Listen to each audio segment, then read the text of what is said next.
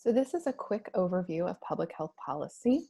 There is obviously, as with all topics in this class, this could be a week long, this could actually be an entire semester long course. Um, this is definitely an enormous specialty within public health is looking at the policy side of things, but I'm going to run you through a quick overview and then we'll have some ways that we can see examples with our current pandemic and the government response. So there are four essential ways that policy happens, and specifically with health policy. There is legislation. So this is where laws are passed. There is a budget way where we create a budget for something that we want to take care of. There's the judicial system, so that's going through the court process. And then there is an administrative or initiative way where we are kind of just setting forth agendas, essentially.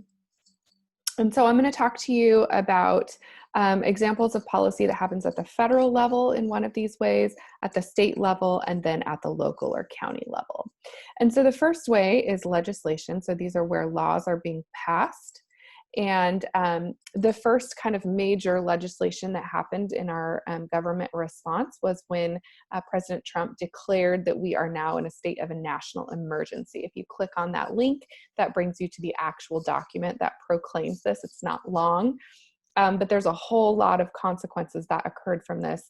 Essentially, that requirements associated with Medicare, Medicaid, CHIP, if you remember, that's the Children's Health Insurance Program, HIPAA, and other federal agencies are relaxed now, these requirements, allowing us to kind of have more flexibility in our responses to the pandemic. So one example for this, if you click on this link, is that Medicare is now offering more coverage for telemedicine. And this is really important because the bulk of health services had to either be just completely stopped, such as elective surgeries, or primary care was really encouraged to go online, psychiatric care as well, for telemedicine. And so we need to make sure that Medicare was going to reimburse appropriately for those services.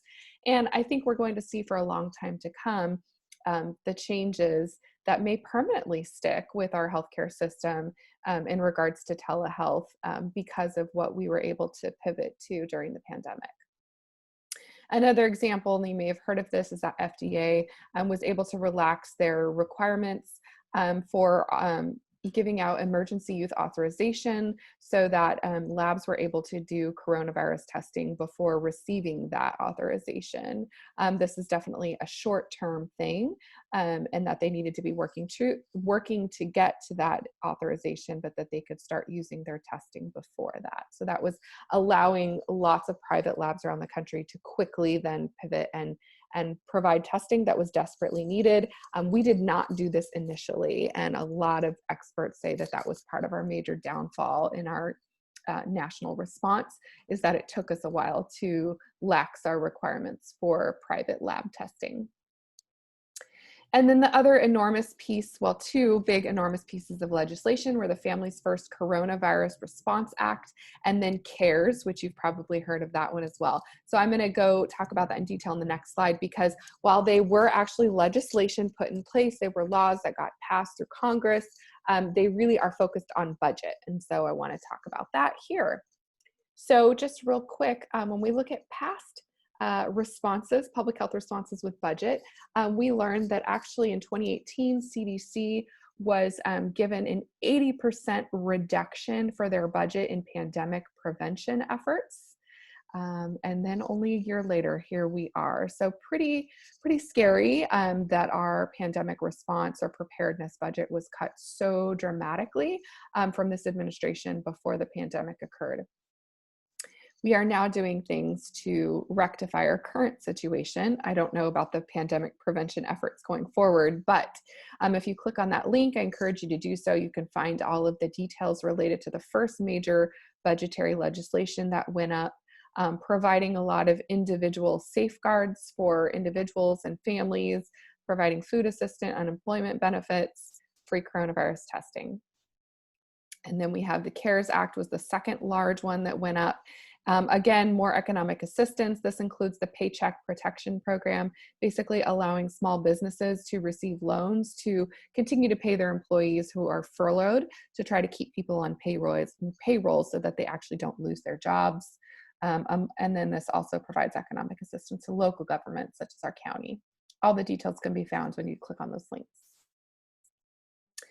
The other two ways are judicial and administrative. I'm going to give an example of administrative on a state level. I don't currently have an example of a judicial policy process that has happened with the coronavirus. There may be some out there that's just currently not on my radar. If you know of any, please feel free to share.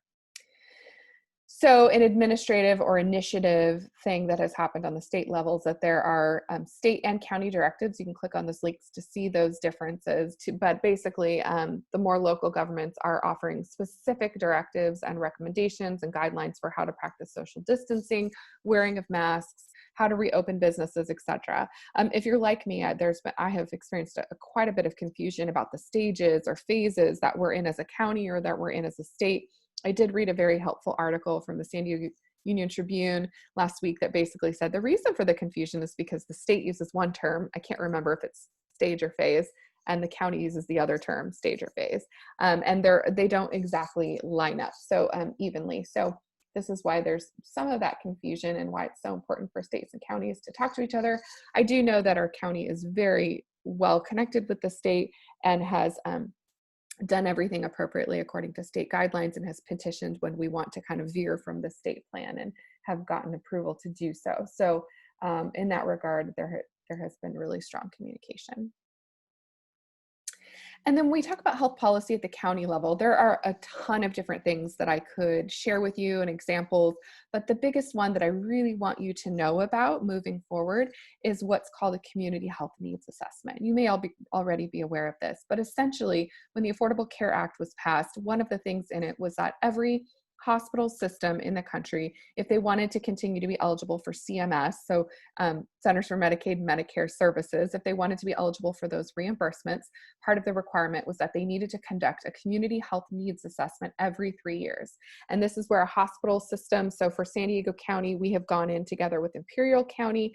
The organization is called HASDC. It stands for Hospital Association of San Diego and Imperial Counties, and they work with all of the major healthcare systems in our 2 counties to conduct a massive needs assessment to try to identify what are the major health needs and concerns in the community. And this is so that hospitals are being forced to get to know their communities and that it's not just about the tertiary care, right, or acute care, that we're actually starting to think about the upstream approach and how can we do preventive care in the communities that these hospitals serve. So it's a fabulous process that's been put in place.